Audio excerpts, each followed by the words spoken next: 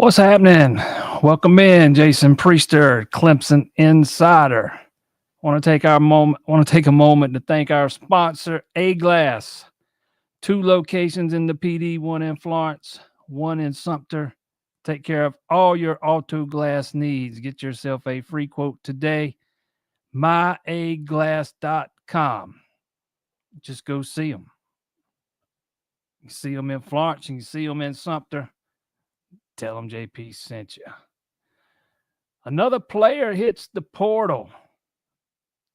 It's going to be a whole new basketball team in Clemson next year, man. I mean, completely new outside of Dylan Hunter. Not that I saw Christian Reeves running out there as one of the starting 5 anyways, but not a move that shocked me in any way whatsoever. Unfortunate, because I think Brad Brownell's had a pretty good, or has a pretty good track record of developing big men like Reeves, going back many years. I think staying there and playing another year under Brownell could have only served Reeves well, but nonetheless, they are after bigger fish anyways. It'll be interesting to see what this roster looks like 3 weeks from now. Probably going to start hearing some news on that front in the very near future, I would imagine. Baseball gets another big series win.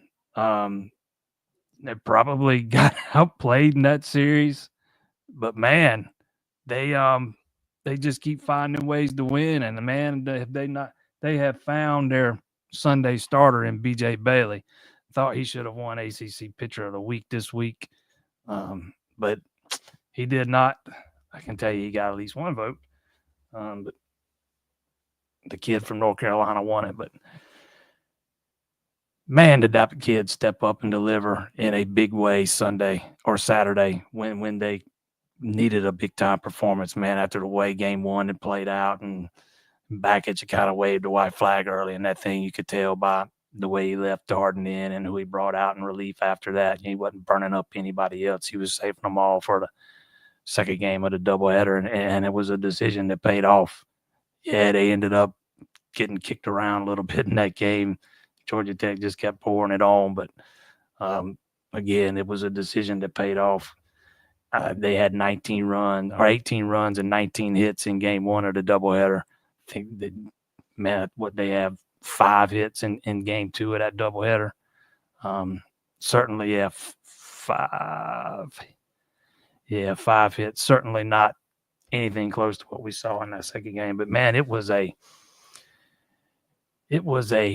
fantastic series, man. And yeah, I know Darden got beat up on a little bit, and no, I don't want to see Mostad coming out of the starting. I'm not even going there, man. He's been the best closer in baseball so far this year. You don't move your best closer out of the pen into a starting role. They can find other options, and I'm not as worried about Darden as other people are. You know what you're going to get with Darden. He's going to have some starts like that. He's not a guy that overpowers you. It's all about location. And if he leaves the ball up, there's going to be days when he leaves the ball up, and on those days he's going to get hit a little bit. And I didn't think he pitched probably as bad as the numbers would suggest the other day. One of those home runs, he left it up over the plate. One of the other 3-run homers, man, the guy just hit a good pitch. He beat him. It's going to happen sometimes, but again, you're going to get those kind of days with him, and I would definitely not be in a rush to move him to the bullpen and start looking for another starter at this point. Spring game is on Saturday. Well, I don't even know if we can be calling it a spring game. It's got to be different. We'll see how much scrimmaging they actually do, but Dabo talked about them doing some 7-on-7. Some drills and stuff. I'm kind of interested to see how this thing's going to play out, because I'm not sure what to expect. They're not going to divide the teams up the way they usually do. Like dividing the roster up in two halves and playing the orange versus the white. It's not going to be like that. Dabo talked about them doing some good on good stuff. We'll see what happens, man. I'm very anxious to see how this thing plays out. Not putting it on television is Dabo flat out said, he's hoping that'll help drive a few more people out to the stadium. And he's got a point, man. It's not very often you can go out and heck, nobody gets to go watch them practice really. And if you go to the games, it costs an arm and a leg, man. I mean, this is a chance to go out there and see them for free.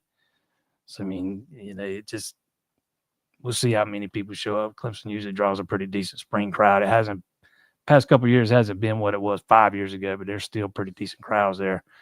So we'll see what happens. Very, very anxious to see Chris Vezina. You know what you got, Cade. I think Vezina's still a little bit of an unknown commodity. Just entering his third year now. He's kind of starting to get to that point where you would expect him to be able to come in and win for you if his number was ever called upon.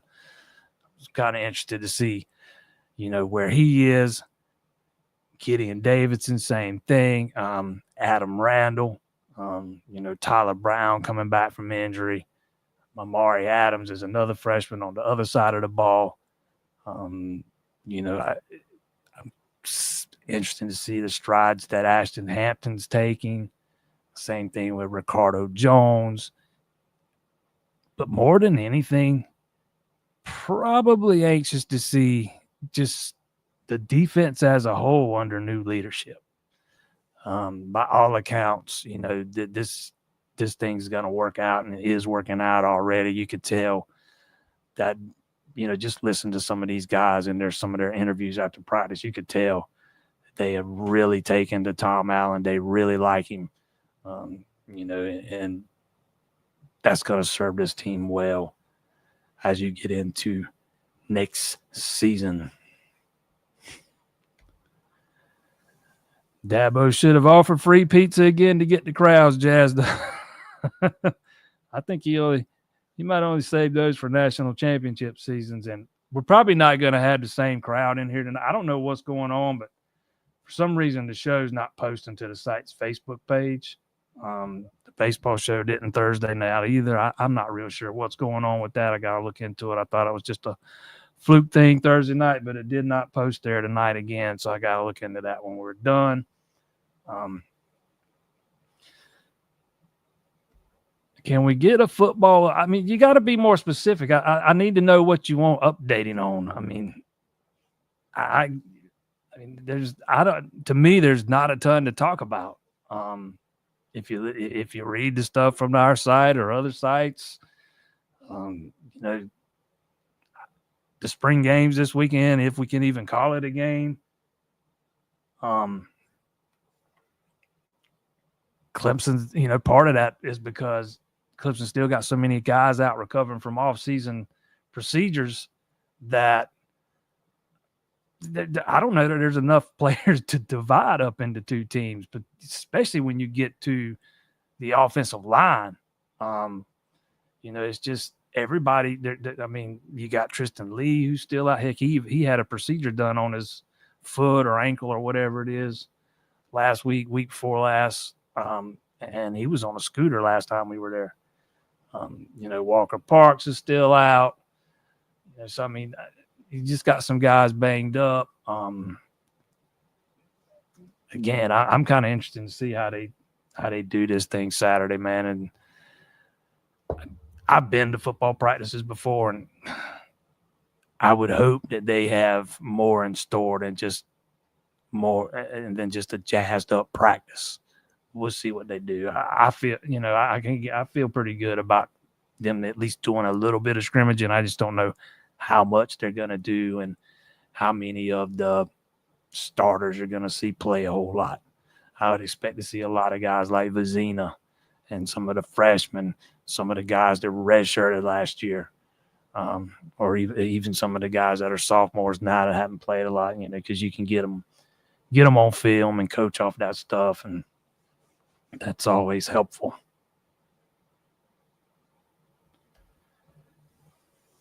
Yeah, the portal, it is it is downright insanity. I think there were 1,500 players in the portal after the first 3 days. Yeah. I can't imagine being a basketball coach and trying to manage a roster. Let's take Clemson's roster, for example, and fans, all they see is, hey, this guy's entering the portal, this guy's entering the portal, this guy. Oh, God, something's wrong, something going on behind the scenes. All fans see is that, hey, so-and-so's entering the portal. They don't know the reason behind it. They don't even know if the guy might have been given a nudge by the coaching staff to enter the portal. I am very curious to see what this roster of Clemson's looks like 3 weeks, 4 weeks from now, heck, 2 weeks from now. They seem to be making some pretty good headway with a few guys. Kind of judging by the guys who have visited already or that I know have visited already. There's probably some that's visited that I don't know about. It looks like Brad might be trying to get the front court guys in place and then worry about the back court, although I know sounds like they might be getting close with a back court guy too. But I just don't know how some of these – I understand why coaches like Coach K and Tony Bennett and some of these other guys have, decided to hang it up, man. I just don't know that it's worth the headache. This is not the way to do it. I'm all for players getting paid. They bring in far too much money for these universities and these television networks not to get some kind of piece of the pie. But this is not the way.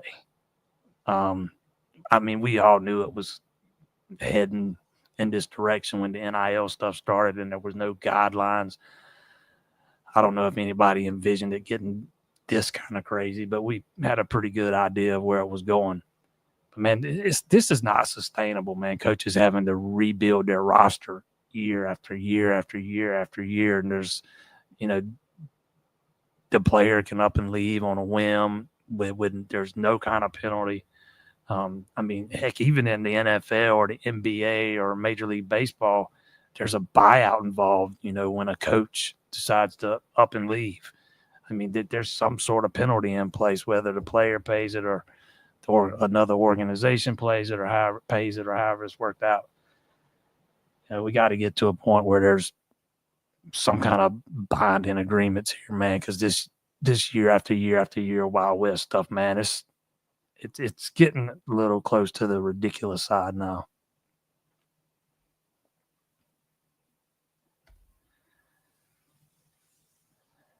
Bad day for the Braves fans. It just got worse too, man.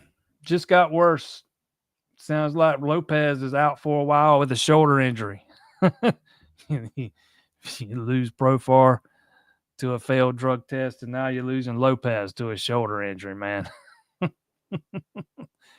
Yeah. As if starting out 0-4 wasn't bad enough and getting shut. What have they scored? A couple runs in their last 18 innings or whatever it is. I don't know. I don't watch the Braves that much anymore because it's so damn hard to watch them. But then I'm not paying $20 a month for an app to watch them. I've done without them for 4 years, 5 years now. I'll do without them this season too. But yeah, if you're a Braves fan, it's been a tough day. Yeah, Clemson picks up another commitment Saturday. One I didn't see coming. Nick, I had no idea that was coming Saturday, so even that one even surprised me. Defensive tackle Cameron Cody. He picked up his offer in January. Came in for the elite retreat.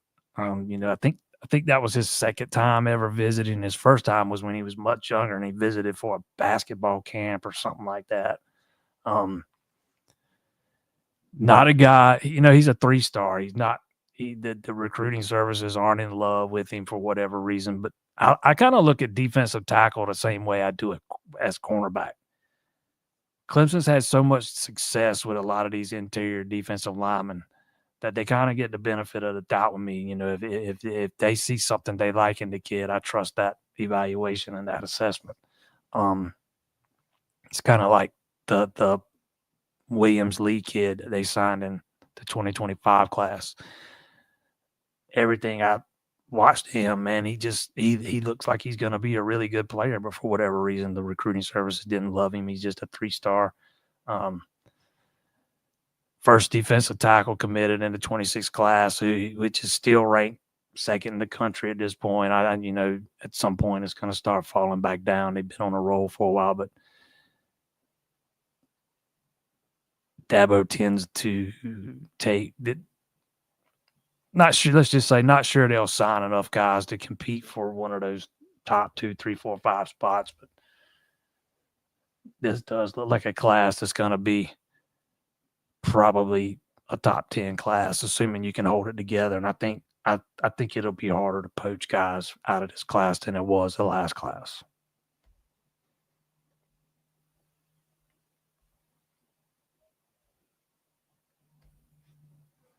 My man says A-Glass is the best. I hope you're watching tonight, Stan, or Stan's wife.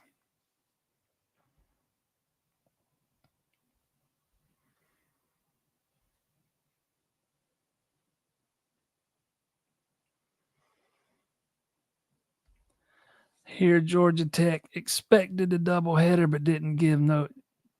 That was absolutely 100% screwed up the way they did that. If that series had been played in Clemson, doubleheaders announced on Friday. I mean, we knew then, right? They didn't announce that thing until what was it? A couple of hours before the start of game one. They should have announced that thing on Friday, moved the start of the first game up to 2:00 instead of playing it at 4:00. That whole thing was just something stunk about it. And I still don't understand. I hadn't heard a reason, and I can't think of a good one that there might be. Again, Friday it's supposed to rain on Sunday, man. It's just I never understand. I still don't understand why they didn't announce that thing until so late Saturday.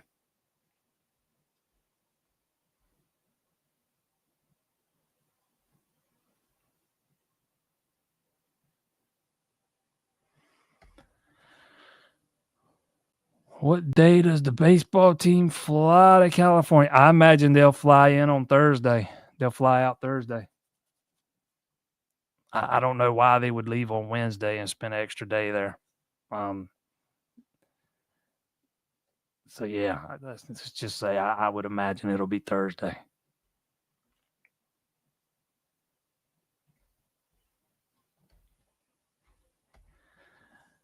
Really wish we could get a little more pop to line up. You got what you got at this point, man.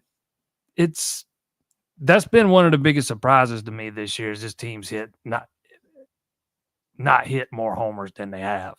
Because there's guys in the lineup that have pop in their bats. We've just not really seen a whole lot of it for whatever reason.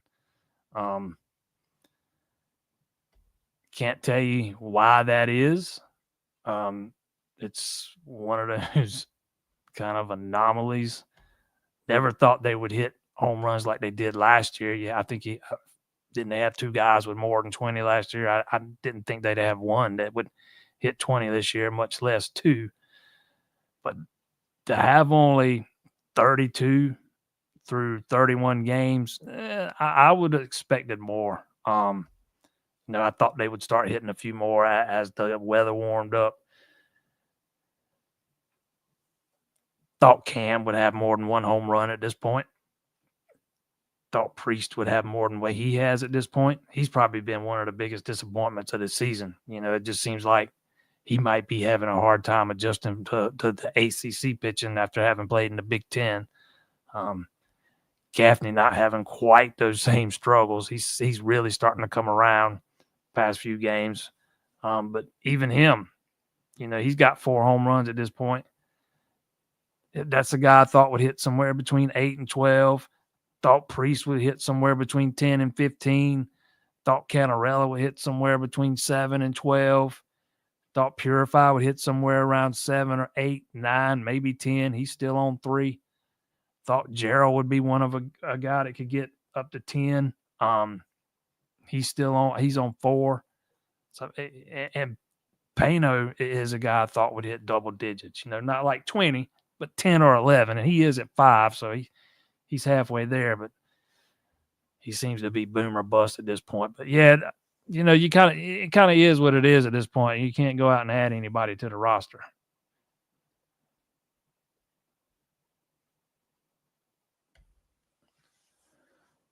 Will Allen have his bullhorn also during the spring scrimmage? He has a microphone.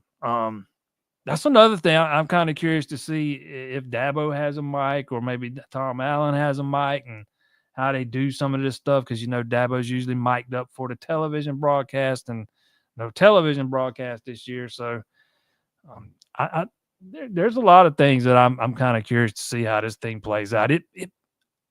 I would love for Tom Allen to have that mic, so the fans in attendance can kind of get an idea of exactly how he runs the practices and how he coaches not just the players but kind of the coaches too. It's kind of it gives you kind of some kind of an inside look at how they do things, man. It'd be neat if he did have one.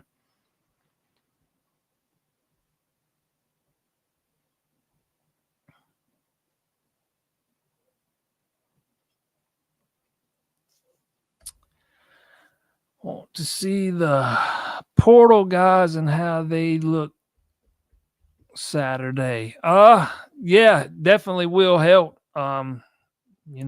Alexander too. I kind of have an idea about how those guys are, or how those guys are going to fit in. I'm kind of curious. I might be more anxious to see Tristan Smith. I don't know. He just intrigues me, man. He's so long. He's so athletic, man. I just think there's something he can add to the wide receiver room. Not saying he's going to go out and win a starting job or anything like that, and beat out Wesco or Moore or anything like that. I just think he's going to be a good, extra weapon in that passing game. And it might take him a few games to get into the groove, but I think by the time we get into the stretch run, he will have carved out a nice role for himself, and I think he's going to have an impact. I'm not saying he's going to have 800, 1,000 yards or anything like that, but I think he's going to have a pretty solid season.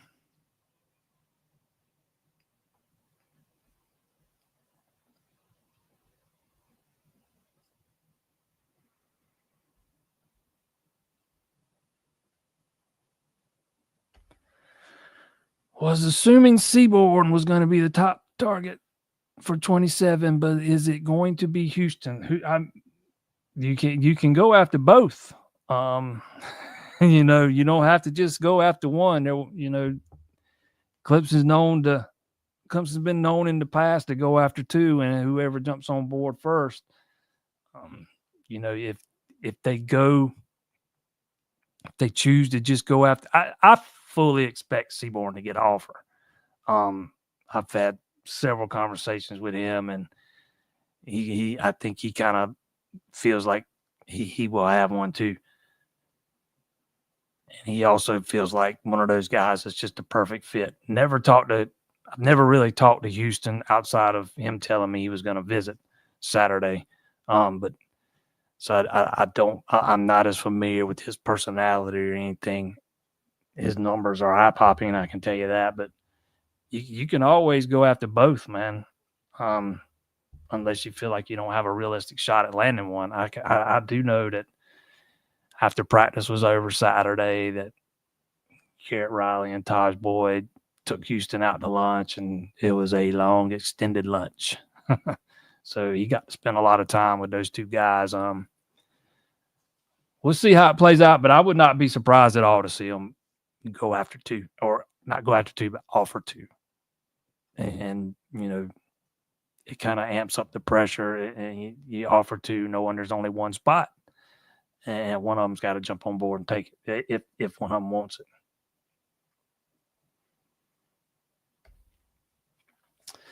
Brad's best teams have had continuity. This worries me. I don't know why.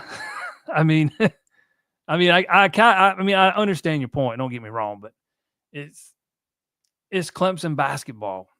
They're not going to be a team that's expected to make the Sweet 16 or anything like that year after year after year after year. They're going to be rebuilding years, and this was always going to be a rebuilding year. Even if you don't lose the guys you lost to the portal, it's still going to be a rebuilding year because you lost 4 of your 5 starters.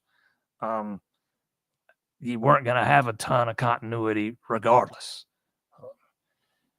So I would expect him to target a couple of guys that have multiple years of eligibility left to kind of build some of that continuity, maybe with an eye ahead toward the season after next.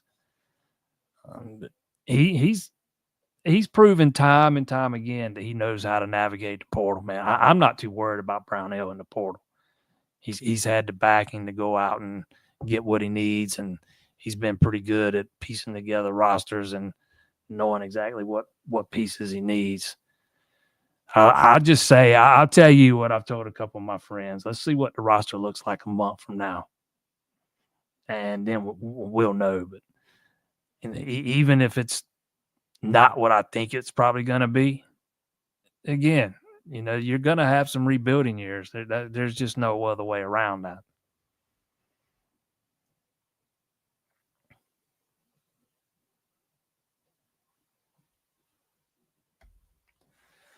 So anyone left on the team at this point? Dylan Hunter and the freshmen that are coming in. So there's 3 freshmen coming in, Dylan Hunter, and then you got Ace Buckner, and there was another kid that redshirted last year, or another freshman, or was Dallas Thomas.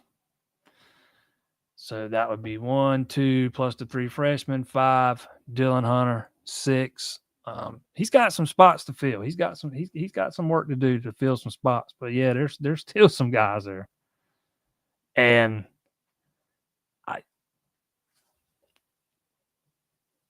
I feel pretty confident in saying there was a guy or two that has entered the portal in the past week or so that were nudged in that direction.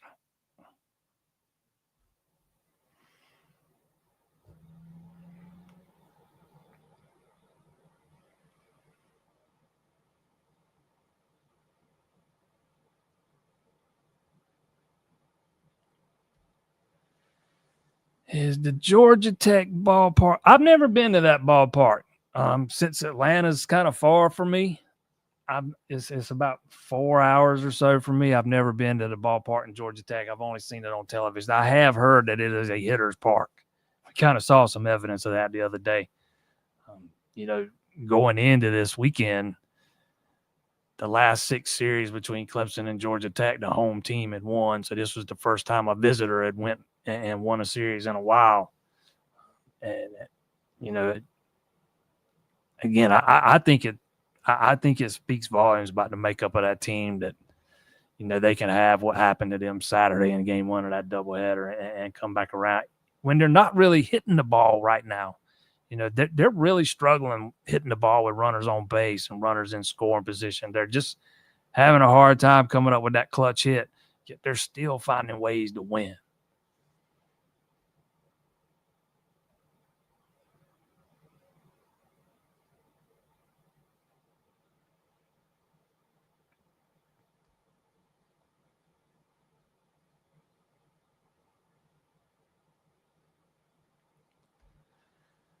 There's a reason Priest stays in the lineup. Yeah, because of his potential, man. And sometimes you gotta let hitters hit their way out of their slumps. I mean, they're not gonna come out of a slump sitting on the bench. And it's not like it's not, Becerra would be another option at DH. It's not like he's lighting it up or anything right now. And I guess Crichton could be another option at DH. And he's kind of been on the struggle bus of late. His average has dipped, probably 50 points. It is now down to 267. I think it was around 310, 320 at one point. I mean, and of those three, Priest is the one that has the capability. I mean, Becerra's got it too, but Priest probably a little bit more so, has the capability of changing a game with one swing of the bat.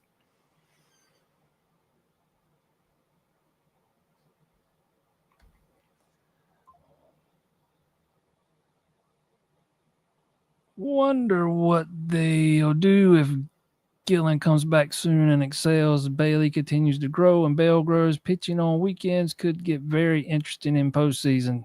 Yeah, I mean, that would be the ideal goal, to have both those guys, stretched out and ready to give you, go deep into games by the time, the postseason rolls around. So, I mean, that's why I say I'm not too worried about the rotation right now, man. Anybody that watches me knows I've been kind of pining for Bailey to get in the rotation, going back before the Wake Forest series. We'll see, Talon's going to pitch again tomorrow. We'll see what the leash is on him. They let him, he actually threw a few more pitches than I thought he would last week. I was thinking he'd be probably less than 30, but they let him get up over 30. I forgot what it was now, but he might have been the pitch count might have been at 40. I can't remember, but I was thinking it'd be 30 or maybe even 25.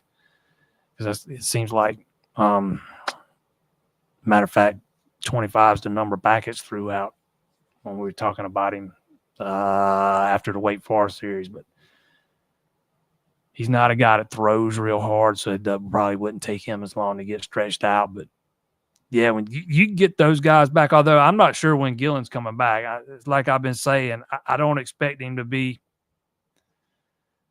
I would think another 2 weeks minimum, and then another 2 weeks minimum to get him amped up, and probably 3 weeks. So we talking about 5 weeks before he'd be anything more than before he'd be ready to start and go deep into games. But I don't view Gillen as a starter. He didn't start at Seton Hall.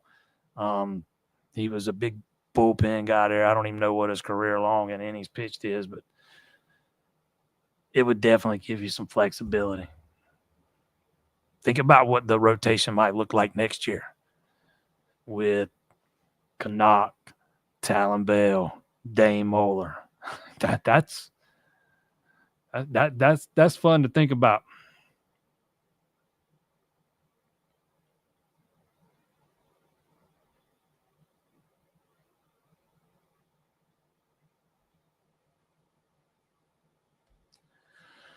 Not worried about the lack of the long ball. I'm more worried about the bottom of the lineup. Hopefully they're just in a slump right now. Pano's definitely in a slump. There is no doubt about that. He's slumping. He's slumping hard, man. He is not seeing the ball well at all.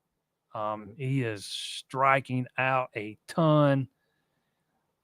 Let's see. He's got 43 strikeouts. The next highest on the team's 28. So, I mean, he's got 15 more strikeouts than the next guy below him. That's a lot, man. His own base percentage is only 345. He's a guy that I expected more of this year, and they're going to need him to kind of come out of it. I don't see Chufo as one of those 300, 310, 320 guys. I kind of see him as one of those, as Brad Brownell likes to refer to Dylan Hunter, as one of those glue guys, man. He's going to give you everything you need and more defensively, and he'll come up with some clutch hits for you from time to time, but he's probably not going to hit more than 270, 280. He's only at 253 right now, and he's liable to jack one out every now and again. But to me, yeah, Pano's a concern, but for me, man, Priest is a concern too. He's been moved down into the bottom of the lineups. He did get a couple of long balls over the weekend after they moved him down, though. So maybe that'll help him some and take some of the pressure off. I was getting to not be a fan of him hitting in the cleanup spot, struggling the way he is, because it just gives Cantarella no protection. I mean, who's gonna pitch to Cantarella when you got the Priest behind him and he's not hitting anything?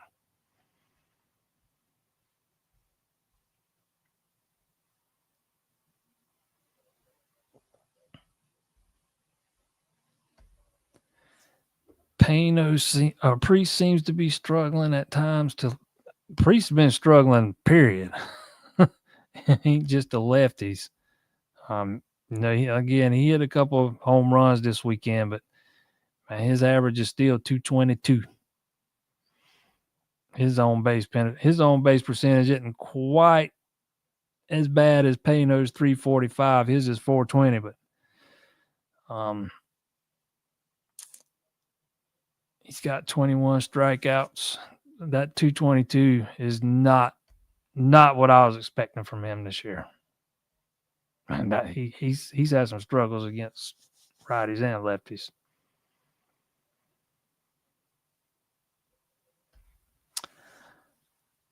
Love Payno, especially with his glove, but I almost think you need to sit him for a bit. He's not seeing the ball well at all. I can't remember the last time he's even made contact. I'm not to the point that I'm sitting him. Number one, there's nobody that's going to give you the glove that he's got over there. I like the idea of letting them hit their way out of it. Definitely not in favor of sitting him for a bit. Give him a day off here, a day off there. Maybe sit him once for a game here and then a couple of days later a game there, but I'm not in favor of sitting him for an extended period of time.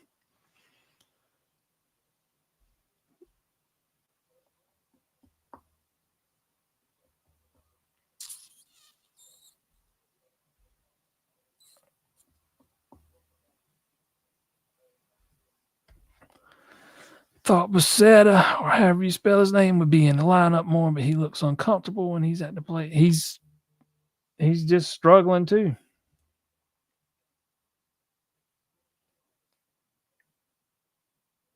One second.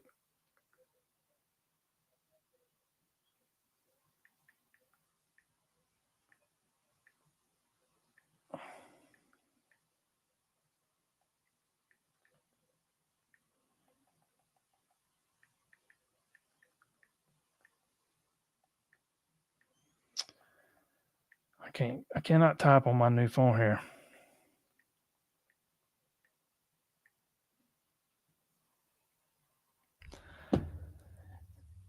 I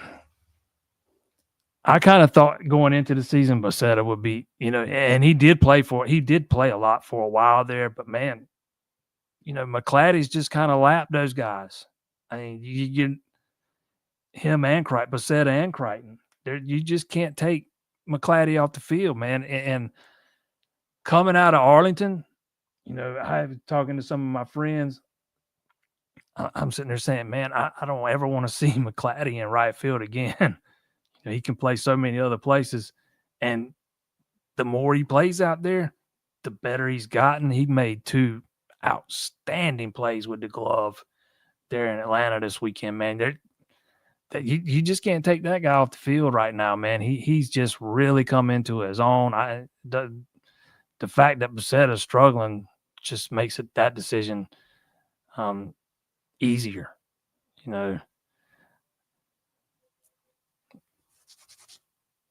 Heck, McClatty's got 75 at bats. Becerra's got 67. McClatty's hitting almost, about 55 points higher. He's got twice as many home runs as Becerra. He's got more RBIs. I mean, he leads him in every statistical category. I mean, to me, that's kind of a no-brainer.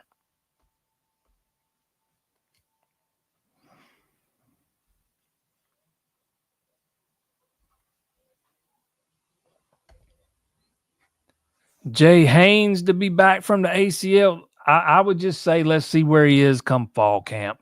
Um, it doesn't usually take a year for guys to come back from that anymore. He did it in December. By the time we get, to August, we'll be about at the 7-month mark or so. So we'll let's just see where he is then. The question is, if he's healthy come the start of the season, how long will it take him to maybe start fully trusting that knee or knock some rust off or whatever and kind of get back into the groove of things? I've seen guys in the past that had ACL surgery that it took a year for them to start fully trusting that knee again. So it just depends on the guy. I think we'll have a better idea of that when fall camp rolls around.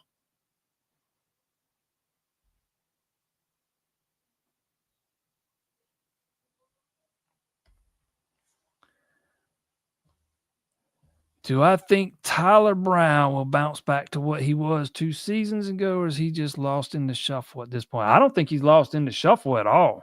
Um, I, he's not gonna beat out Antonio for the starting job tearing the slot, but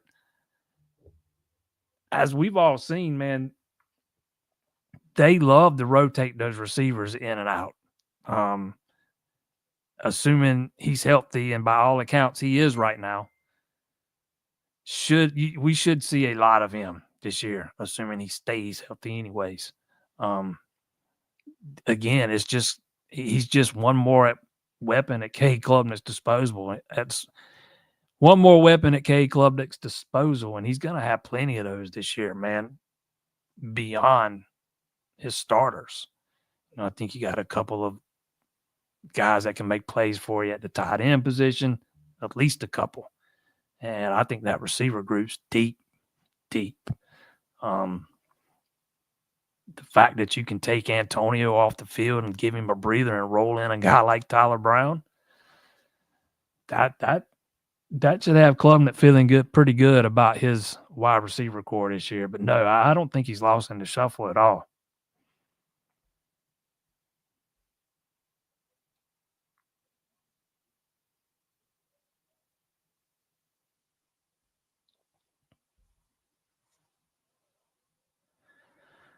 How long do you think Adam Randall holds off Gideon Davis? I'm surprised with Adam's size. He hasn't been drawn comparisons to Brandon Jacobs. Yeah, I'm not going that far. I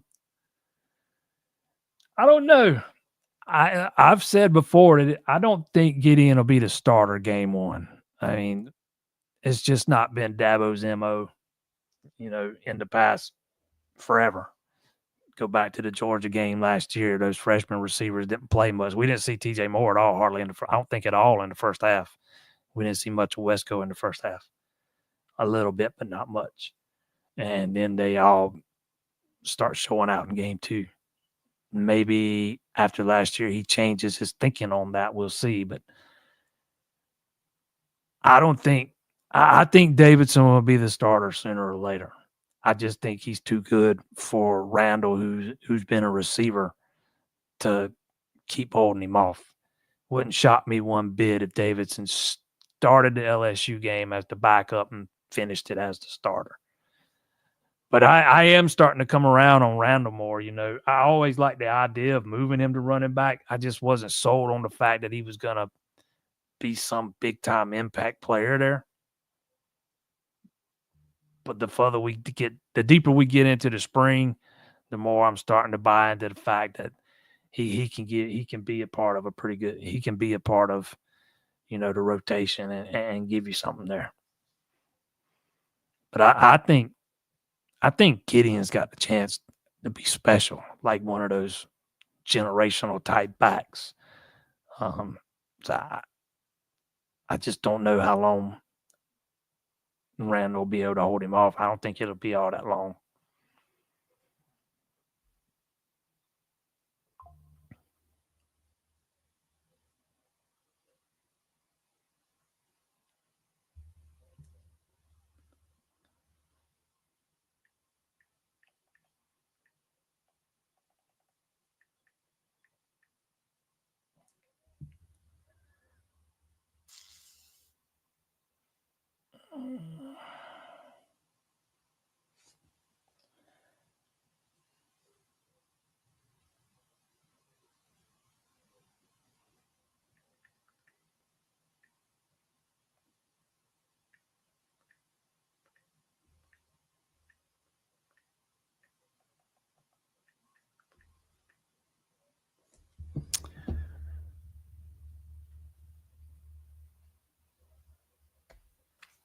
Brownell hate is getting ridiculous. It was a disappointing end to the season, but the last 2 years as a whole have been peak Clemson basketball. I kind of agree.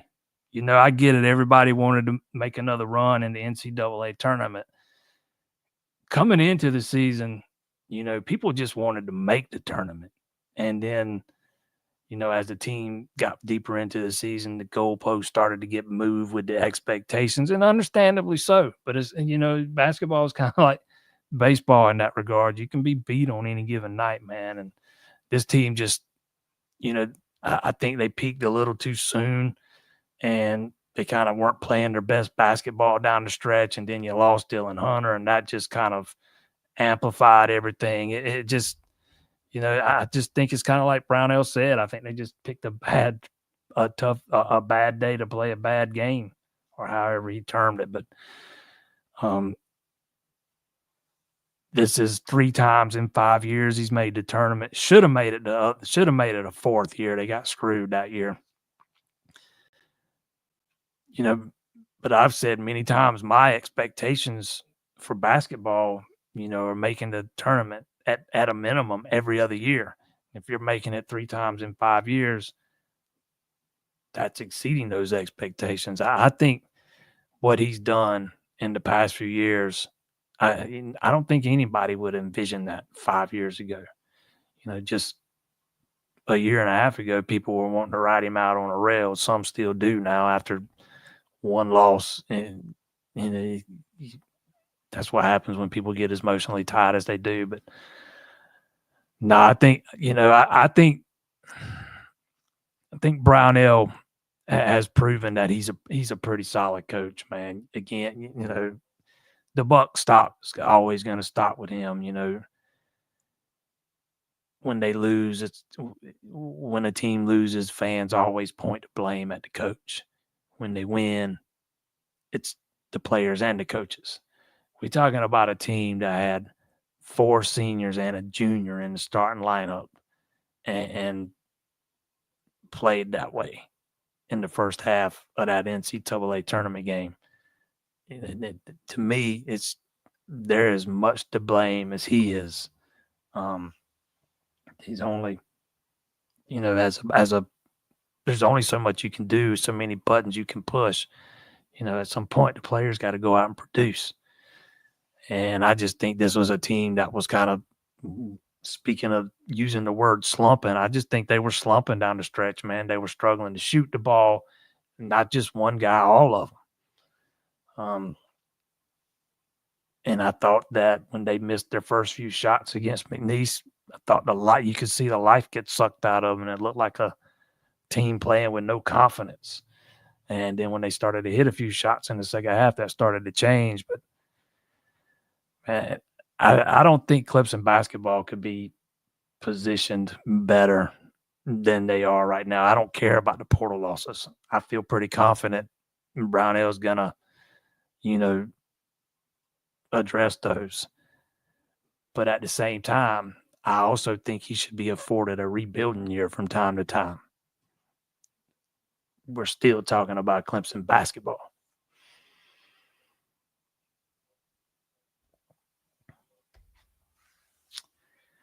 Anything new on the timetable from Zachary to hear from the NCAA about his eligibility, and is he intent on returning next year? He has already been told he has no eligibility for next year. Now, for whatever reason, and I don't understand it, if your JUCO year came during the 2020-2021 season, then you've played 4 years since, you can't use that year to gain an extra year of eligibility. I don't understand why. I never did see the reason, and I can't think of any logical one off the top of my head. Sounds like he's going to try to at least, I don't know if it's some kind of waiver he's got to do. I don't know if he's going to maybe try to fight it in court, but he has said that if there's any way he can come back, he plans on coming back. Doesn't make sense to me why a guy that had a JUCO year in 2021-22 can get his year back, but a guy that played in 2020-2021 can't. I do not understand that at all, but it's impacting several players, and we'll see what they do about it. But it sounds like Zachary's at least looking into the possibility of filing an appeal or trying to get a waiver, or who knows, maybe even hiring a lawyer to go look into it. I don't know the specifics of what he's gonna do, but if in any way possible that he can come back for next year, he has said he will.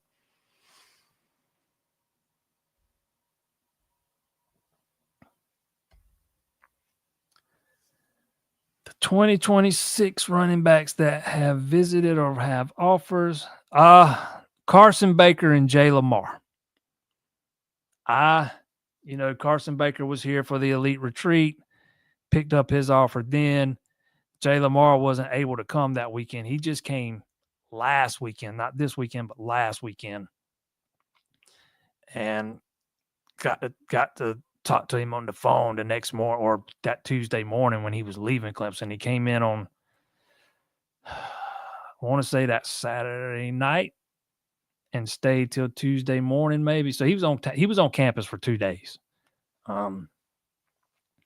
Told me that, after that visit, Clemson was number one for him. That, he was just kind of taken aback by how different it was there. That he had always, heard it was different at Clemson, but it was far more than what he was expecting. I got a friend that I converse with about a lot of recruiting stuff. It's a Facebook friend. Actually, I've never met him in person, but we've conversed back and forth like through text for years. And I remember telling him back in January that I thought Jay Lamar was a guy that Clemson could have a shot with if they could get him on campus. And I'd already found out that he was planning to come March 23rd through 25th. And, since Lamar has made no bones about Georgia being his dream school, he's from Georgia, and saying that Georgia was the leader for him, and publicly, the guy didn't buy into it. And I was like, well, we'll see, man, because Clemson's got some help here. There's one of the coaches on the staff at his high school's got some ties to Clemson, so they got a little bit of help in that department. But he would be probably the one I like the most. But again, I talked to him the next morning as he was driving home from the visit, and we've all heard that term "visit high." So you gotta wonder how much that factored in. Told me he was coming back for Clemson's big official visit weekend. Georgia was supposed to get an official visit that weekend, but he told me he's going to change that. He's going to be at Clemson's official visit weekend and reschedule Georgia's. So it's not like this is something that's going to pop off in the next week, 2 weeks, month. It's going to carry out into the summer. And, if in fact Clemson really is the leader, they're going to have to, hold off runs from Georgia and other schools. But, I talked to Baker too after the elite retreat, and he really liked it too. Kind of the same thing with Lamar. He was more impressed than he thought he would be, if I'm remembering that right. But those are running backs that Georgia's both involved with, and I don't know that Georgia can win both of them. I don't know that Georgia take both of them. So you've got to feel like you got a good shot at least landing one of them. And right now, I would say that guy's probably Lamar, and he's one of the 10 best backs in the country.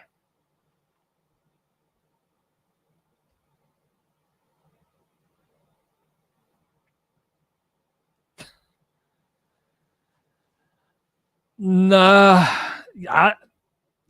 That baseball team needs more help than I can give it, brother. I hate to say it, but it had to be said. I have a friend of mine who is a diehard Gamecock fan that's pretty plugged in over there. He told me before the season he thought this was going to be a rebuilding year for South Carolina. Man, is it ever. I was never a big fan of the Paul Maneri hire to begin with.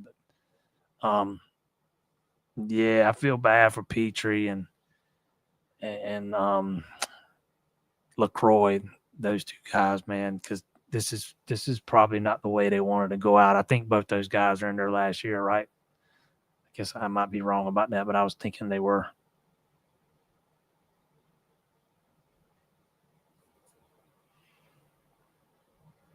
I have not heard anything about Bennett being shut down. I don't know.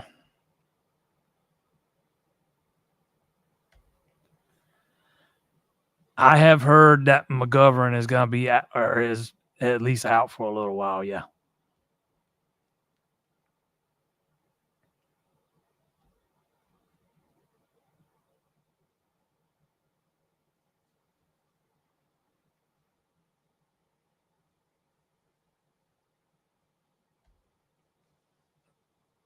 Thought, I really liked what I saw of Castellani during the preseason, and he's a big boy, man. He is a big boy.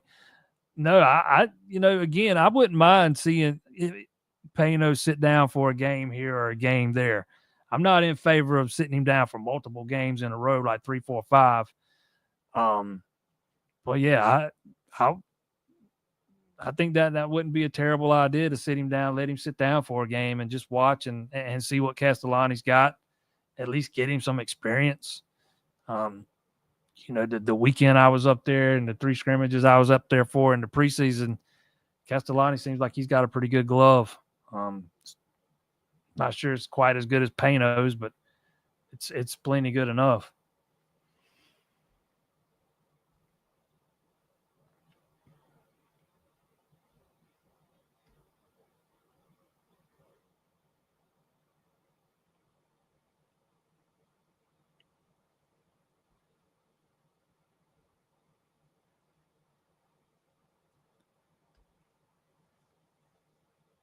Can't believe that ball Cam hit Saturday didn't go out. No, I thought that one was out too. There were a couple of it seemed like in the second game the ball wasn't carrying as much as it was in the first. There were 2 balls hit by Clemson in that second game that I thought were gone off the bat. Cam thought his was gone too. So we're not the only ones that thought it was gone. He thought it was gone too. I couldn't believe that ball didn't get out of there. It definitely wasn't carrying the same way it was during the day in that earlier game.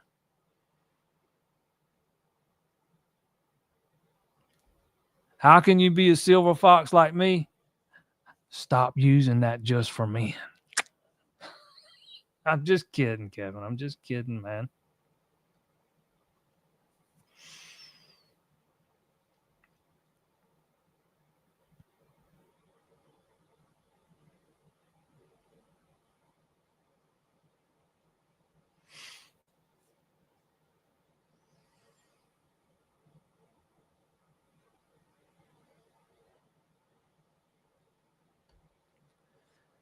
Brownell and company should have made at least title game in ACC tourney. No reason Clemson basketball can't be consistent. Why are we setting ourselves? I think they've been pretty damn consistent the past few years. They just set a record for most wins ever, most ACC wins, most ACC road wins, 3 tournaments in 5 years. I think that's pretty consistent. It's not like they didn't lose their starting point guard in the middle of the game. They got eliminated in. Who knows what happens if Dylan Hunter doesn't go out in that game? Because again, we all know they were struggling shooting the ball there for a stretch or a few games there at the end of the season. And I think when he went out, it not only did it amplify the shooting woes they were experiencing at the time, it also sent the offense into a what's the word I'm looking for here? A funk. He was the floor general. The offense was just not nearly as smooth. It didn't flow as well without him. Chase had to go back to running the floor. I think it changed so many things that some fans don't, think about. And I don't know what you mean by it's time to be serious and be a top team. They just finished third in the league in the regular season, just because they didn't make the championship game. I mean, you're basing this off of one game in the ACC tournament in which their point guard got knocked out. One game. We're talking about a team that beat Duke, beat Kentucky, beat North Carolina, Wake Forest, North Carolina State, all in the same year. I mean, I don't know, man. We're just not going to see eye to eye on this. I don't. There's a couple of things I could add into that I'm not going to say publicly, but that a lot of people probably don't know. Brownell's had a lot of NIL support, since the last couple of years. He's got a lot of guys that are loyal, or he's got some loyal donors that have been very good to him. Don't know that they would be as good to the next guy if you were to make a change. And who the hell wants to come take that job after you fire a guy that just had the best season in program history? Who's going to come take that job, knowing they could get fired for having the best season in program history? I don't know who. I wouldn't, But I think the basketball program's in a pretty good spot, in pretty good shape right now. Again, let's see what the roster looks like a month from now. And if it doesn't look like the way we thought it was going to look, again, I mean, everybody is going to have a rebuilding year from time to time.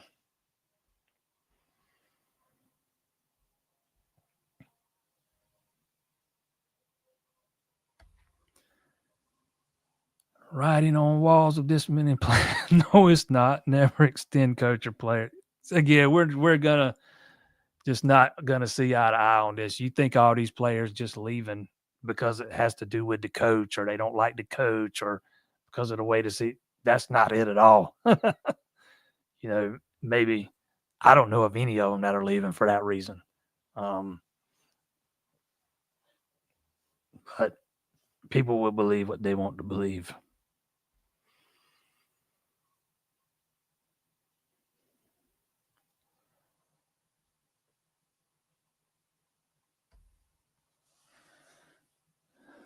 Just watched the latest Peter Woods interview on the TCI page. He is looking strong and lean for a big man. Do you anticipate this being his last year as a Clemson? This is his money year. I would be very surprised if he came back for a fourth. Yeah. He's always been somebody I saw as a 3-year guy.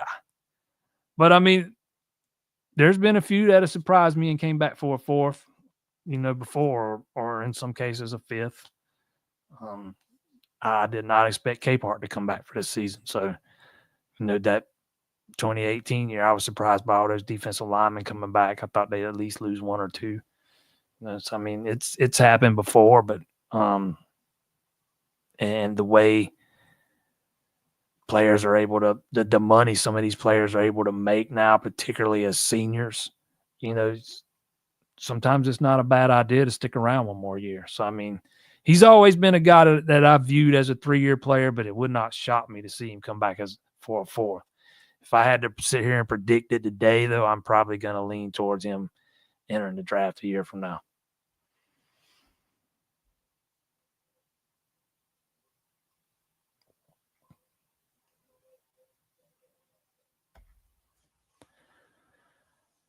Do you think Bailey will be the Sunday starter from now on? Beckett's pretty much said after the game he has solidified himself as a weekend starter. So that role, he has locked up a starting spot.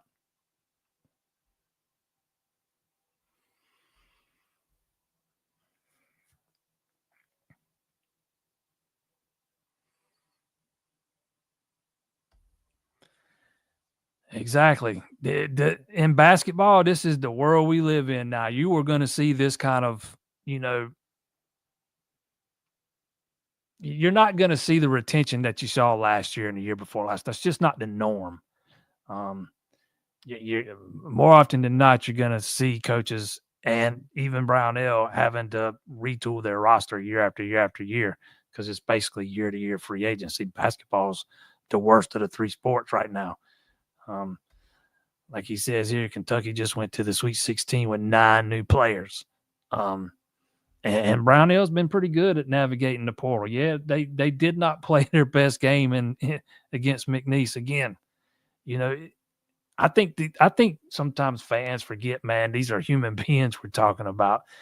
Sometimes they're just not going to be playing their best. Sometimes teams are going to hit a rough patch at the wrong time, and I think this Clemson basketball team did that at the end of the year.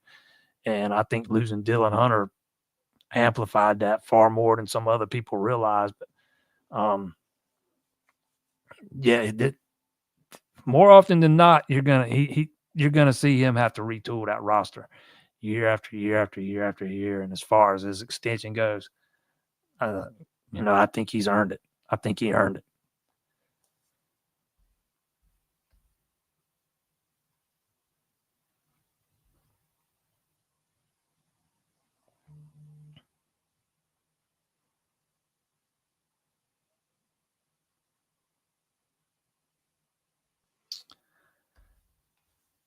What's the chances of RJ Godfrey returning to Clemson? He was in Clemson last week, so he's already returned at least once. Yeah, we'll see what happens, man. We'll see what happens.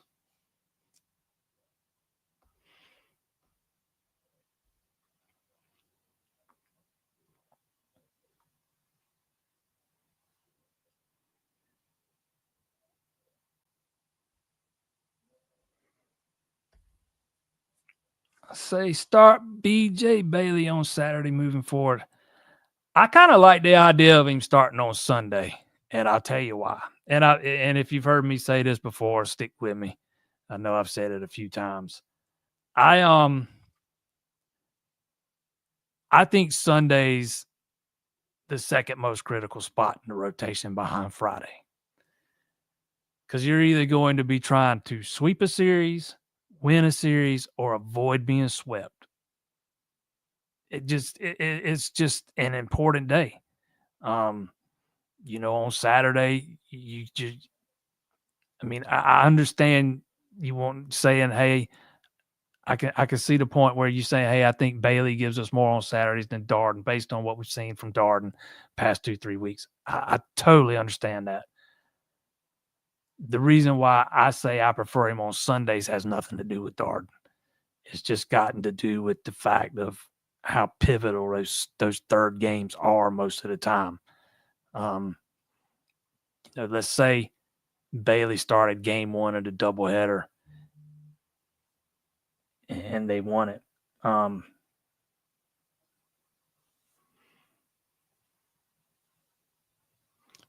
Let's say Bailey started game one of the doubleheader, and then Darden comes back, gets killed like he did. I don't know. If that's going to happen, I prefer it happen in the second game. That way you got a guy that you can lean on and rely on and you have confidence in to ensure you don't lose the series on Sunday, if that makes any sense. Again, you're either going for the sweep, trying not to get swept, or looking for the series win on Sunday. It's one of the three, and I just think that spot's so pivotal, man. That's why I like Canuck in it last year.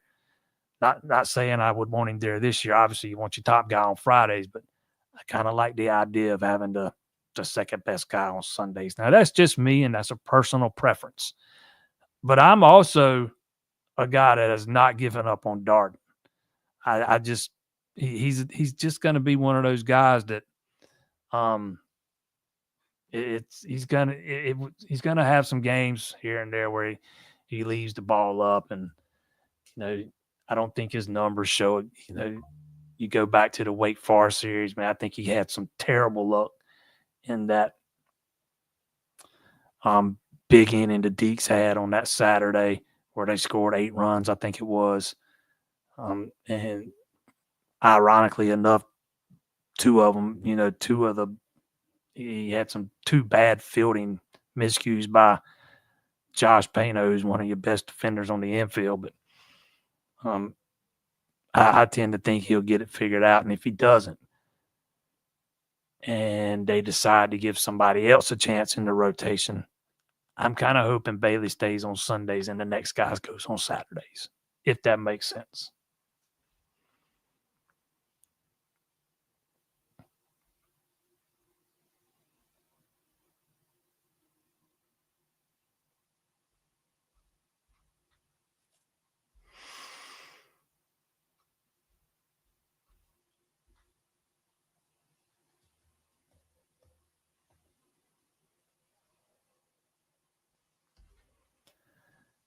Bailey starts Saturday. I don't know if it's enough to win and Clemson gets still swept. You still want a good pitcher on Sunday, not just throwing any out there and hoping they make it through. Yeah, that's kind of how I look at it. That's why I like the idea of Bailey going on Sundays, at least for right now.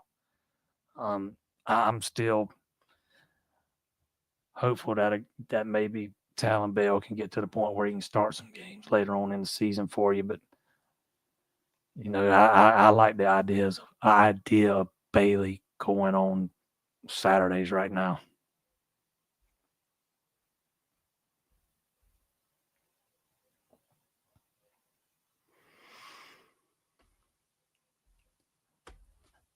Appreciate everybody that did tune in tonight. Again, I think I'm having some Facebook issues, so we did not have the same kind of crowd in here we usually have on Monday nights.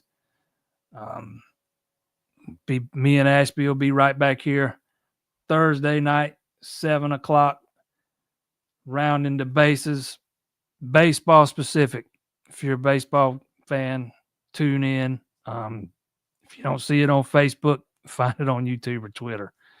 You can usually find them on my personal Facebook page too, but we shall be here Thursday night, 7 o'clock. And if you're not here for that, obviously we'll be right back here next Monday, 7 p.m., recapping the spring game, spring scrimmage, or whatever it is we're calling it this year. Everything we saw. Teddy, my friend, that will be the show for you because it will be football heavy. So don't miss that one. Want to thank our sponsor, A-Glass, 2 locations, one in Florence, one in Sumter. They can take care of all your auto glass needs. They do auto glass replacement, repair. You can get yourself a free quote at myaglass.com. Appreciate y'all tuning in. See you right back here next Monday.